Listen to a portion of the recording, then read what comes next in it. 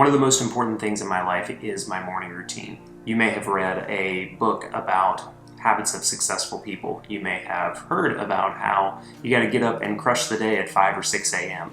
But what if I told you that what time you woke up didn't matter nearly as much as what you actually do when you wake up?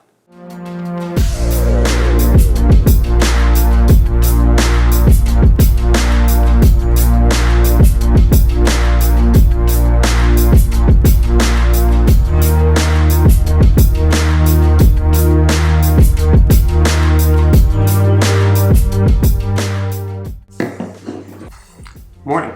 I wasn't always a morning person. I was someone that would sleep as late as possible when I was in college or even several years post-college. It did create a feeling, and that feeling created a reality of being very rushed, having the day kind of happen to me just spending the day reacting to whatever life threw at me. Now, maybe like many of you, I read a couple of books and saw some TED Talks and listened to podcasts about how critical an early wake up was for being successful throughout your day, and how many successful people had a rock solid morning routine, woke up super early, and got their important things done. And so for a little while, I was very gung-ho about that. I woke up at 5 or 6 a.m. and didn't really see the benefits. Because instead of reacting to, work or class or whatever, whatever the commute threw into my way, I was just reacting to whatever was on the phone screen, which is, not a great switch. But all of that changed for me when I started my simple 3-step, 30-minute morning routine. I'll tell you about it in 1 minute. I want to thank the Full Focus Planner for sponsoring my YouTube channel this month. They're an incredible company with a mission to help you win at work and succeed in life. I've used it to help focus my attention and energy on the work that matters most, something that's even more important in chaotic times. One thing you'll like about the Full Focus Planner is the daily ritual section. We all know the power of actually writing things down. The act of pen to paper creates a special connection in your mind to the act you're writing about. There are sections for the morning routine, like we're talking about in this video, but also for workday startup and shutdown rituals, and an evening ritual for literally closing the book on the day. I find these pages really helpful in getting ultra clear on what I need to do each phase of the day. If you want to know more about the Full Focus Planner, just check out the link below in the description and watch my complete review if it helps. Each week in May, I'll be giving away a Full Focus Planner, and all you have to do is check out the end of the video. That's where I tell you everything that you need to do to enter. It's really easy, but big props to Full Focus Planner for sponsoring. And now let's get back to the video. What helped my morning routine out immensely was to keep it really simple. There are only 3 things that I try and do in the morning, every morning, before everyone else wakes up. And those 3 things are to write in my journal, move my body, and meditate. One of the things that was tripping me up early on is that I was trying to do all of those things for about 30 minutes. I was trying to read and journal for 30 minutes, and then I try and work out for 30 minutes, and I try and meditate for 30 minutes. And I gotta tell you, I got 2 kids. I don't always have an hour and a half before they wake up. But oftentimes I can wake up early enough to give myself 30 minutes. I can compress it a little bit more, I can expand it a little bit more, but these 3 simple steps, I tried all kinds of different things and activities and actions and rituals to start off my day, and I found that those 3, journaling, moving, and meditating, were the 3 that made the biggest difference in how the rest of my day went. Because I realized that with those 3 things, I was engaging my mind, I was moving my body, and I was aligning my soul with what mattered for the day ahead. The biggest change in me now from my past self is that I'm no longer as rushed or reactive to whatever the day is throwing at me. I'm able to take a proactive look at the day. During my journaling and planning session, I'm doing a brain dump of whatever's in my head. I'm getting really clear on what those top tasks are for the work ahead, or if it's the weekend, like what are some projects that I want to work on, or do I just write down that I want to be really clear and really present about being with my family instead of thinking about there's always another project to do, because to me there is always another project to do.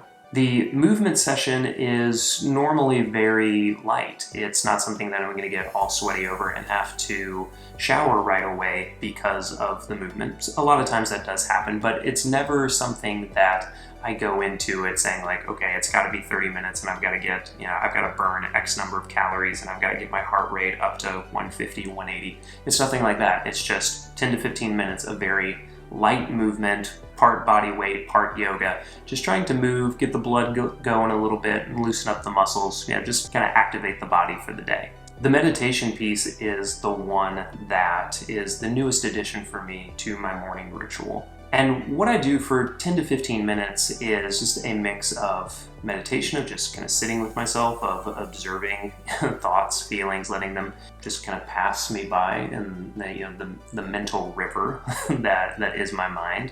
It's a mix of prayer and affirmations and declarations and really setting my intention for the day and getting clear on it and just sitting with it, just being still, because the rest of the day is going to be pretty chaotic. And that stillness in a rather chaotic day, a rather chaotic world, is just a reminder to myself that even if things around me are kind of messy or loud or not entirely within my control, because they're not. We're in a place, we're in a world, oftentimes we're in a family where things can get a little crazy. And if we can be the ones that are keeping our heads, if we can be the ones that are being still and calm and understanding and assessing the entire situation and not getting caught up in the emotions of it, we will be better leaders, better people, better community members that are able to serve the world in a better way.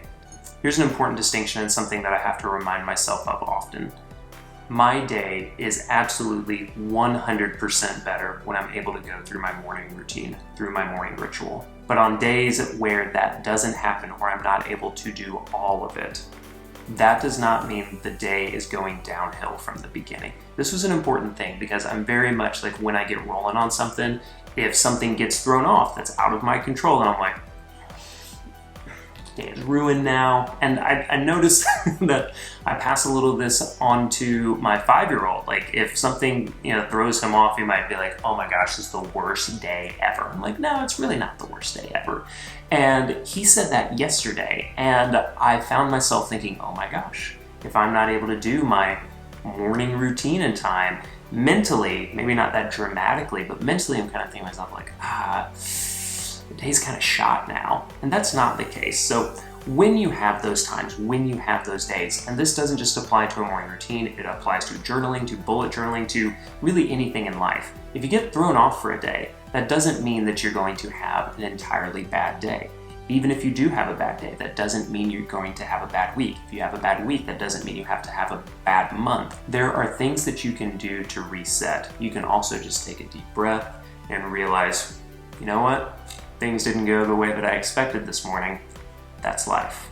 What's important is being consistent and being proactive and knowing that what time you wake up doesn't matter nearly as much as what you do when you wake up. So you don't have to be a 5 a.m. miracle morning, like guru.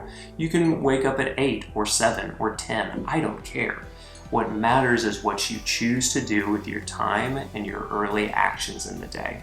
For me, that's journaling, that's moving, that's meditating, so that I can center myself, I can engage my mind, I can move my body, and I can align my soul with the things that matter to me in any given day ahead. Do me a favor and let me know what your morning routine looks like. Even if you don't have one right now, let me know what you think an ideal morning routine would look like and one thing that you can do in order to take action on it the next day. Again, it doesn't matter what time you wake up. What matters is what you do when you wake up. Just a reminder that I'm giving away another Full Focus Planner in this video. Thank you so much to the Full Focus Planner team for sponsoring my channel for this month. All you have to do to enter is make sure that you're subscribed to this channel, give the video a thumbs up, and leave a comment below with what you want your ideal morning routine to be.